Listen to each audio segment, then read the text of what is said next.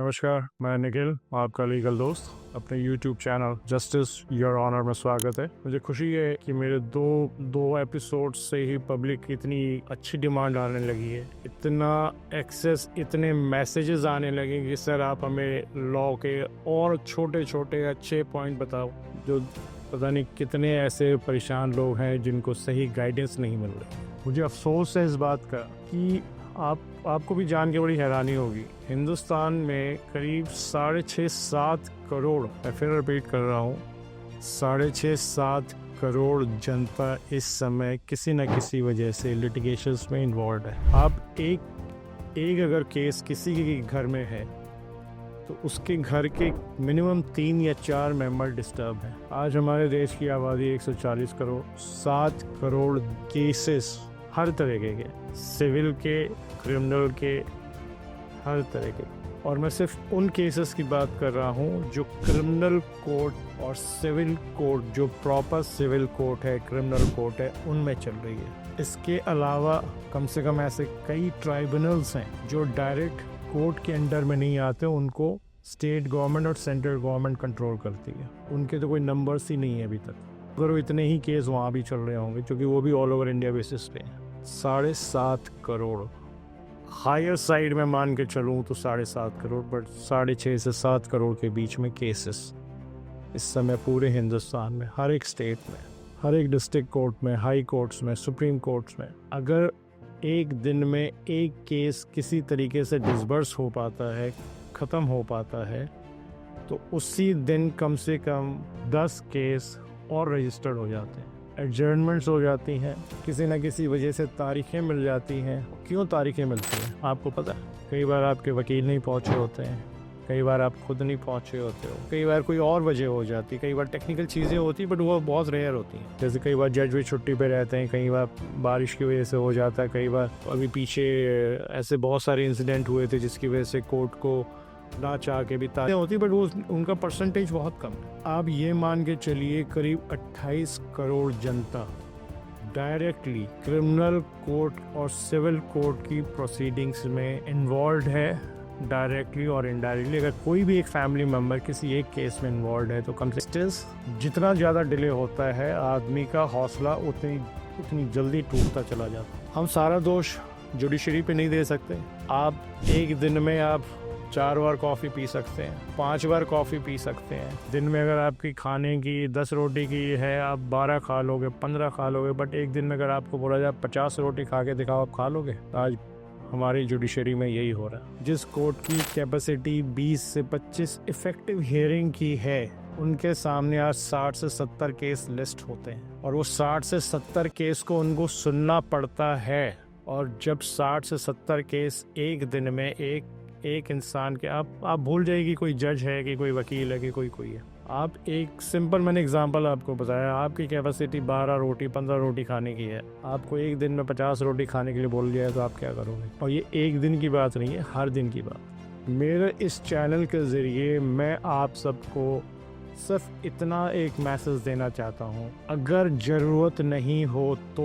कई बार आदमी अपनी गरीबी की वजह से, अपने किसी और मकसद की वजह से किसी न किसी तरीके से क्राइम में इन्वॉल्व हो जाता है। प्लीज़ ऐसा मत करिए। इस देश के ऊपर आपकी गलतियों का भार ज़रूरत से ज़्यादा है। आपको पता है दुनिया में ऐसे कई देश हैं जहाँ जेलें नहीं है, नहीं पता आपको? आप गूगल करिए, सर्च करिए, ऐसे बहुत से देश हैं जहाँ पे जेल थी पहले, बट पिछले कई सालों में बंद हो गई, क्योंकि वहाँ के लोगों को पता लग गया कि क्राइम करके उनकी गरीबी नहीं बढ़ रही है, उनके देश की भी गरीबी बढ़ रही है। आज हमारे हिंदुस्तान में भी हम अपने GDP का ऑलमोस्ट सिर्फ जुडिशल सिस्टम को फिक्स करने में लगी रहती है। इस जुडिशल सिस्टम में हर तरह की कोर्ट्स आती हैं, हर तरह का पुलिस महकमा आता है, हर तरह की जेलें आती हैं। जेल से लाना ले जाना, जो अपराधी होता है उसके लिए जो खर्च होता है, जो जेलों में बंद है उनको दिन में 2 टाइम 3 टाइम जो खाना देना पड़ता है, वो पैसा कहाँ से जाता है? वो आपकी और हमारी जेब से जाता है। अगर उस पैसे का कहीं हम सही इस्तेमाल करेंगे, कहीं अच्छे पर्पस के लिए इस्तेमाल हो, पैसे का कहीं हम सही इस्तेमाल करेंगे, कहीं अच्छे पर्पस के लिए इस्तेमाल हो, तो वो हमारे लिए एक फ़ायदे का सौदा है। मेहनत हम करते हैं, टैक्स हम देते हैं, बट वो पैसा खर्च हो रहा है क्राइम करने में। कोशिश करिए क्राइम से दूर रहें। मकसद हमारा इस चैनल के ज़रिए सिर्फ इतना है कि इस देश में क्राइम को कम से कम लेवल पे पहुंचाया जाए। आज का तो पता नहीं, बट आने वाले टाइम में मेरी तरफ से यही ख्वाहिश रहेगी कि अगर हिंदुस्तान में हमने कोर्ट्स को बढ़ते देखा है, जेलों को बढ़ते देखा है, आज दिल्ली जैसे शहर में 3 अलग अलग जेलें हैं और अभी एक जेल और बनाने की बात हो रही है। बट क्यों? सिर्फ इसीलिए कि क्रिमिनल बढ़ रहे हैं। क्यों बढ़ रहे हैं क्रिमिनल्स? ऐसी क्या मजबूरी है कि क्राइम इतना, स्ट्रीट क्राइम इतना बढ़ गया? ये वो लोग हैं जो FIR होने के बाद इन्वॉल्व हैं। अधिक की व्यक्तिगत उनकी जो तरीका है, इसकी वजह से जेलों में रखना पड़ रहा है। महिलाओं के खिलाफ अपराध है, बच्चों के खिलाफ अपराध है। क्यों? आपकी मेरी बहनें नहीं हैं, आपके मेरे बच्चे नहीं हैं। हम दूसरों की महिलाओं पे, दूसरों के बच्चों के साथ क्राइम करने की क्यों कोशिश करते हैं? अभी 2 दिन पहले मैं अखबार में पढ़ा था, 2 साल के बच्चे के साथ एक क्राइम हुआ। उस 2 साल के बच्चे के जिसकी अभी जवान तक ढंग से नहीं आई है, वो अभी माँ और पापा बोलने लायक नहीं है, उसके साथ आप लोग क्राइम करने की कैसे कोशिश कर लेते हैं? आपके दिमाग में आता कहाँ से? आपकी गरीबी अपनी जगह है, बट क्राइम एक अपनी जगह है। गरीबी होना ये ज़रूरी नहीं कि आप क्राइम करना चाहो।